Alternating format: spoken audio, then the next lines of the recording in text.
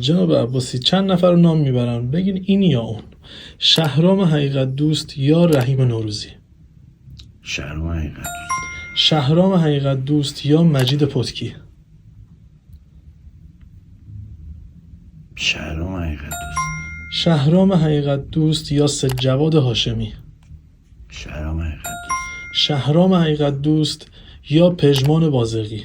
شهرام حقیقت دوست. شهرام حقیقت دوست یا سعید نعمتی. شهرام حقیقت دوست. شهرام حقیقت دوست یا حمید لولایی.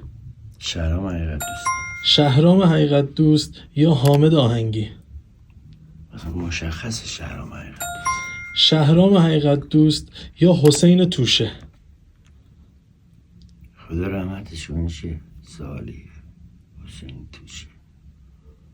آخه شهرام حقیقت دوست. شهرام حقیقت دوست یا میلاد کیمرام. میلاد کیمرام. میلاد کیمرام یا هومن سیدی. میلاد کیمرام. میلاد کیمرام یا کیومرث ملک مطیعی. میلاد کیمرام. میلاد کیمرام یا رضا نظری.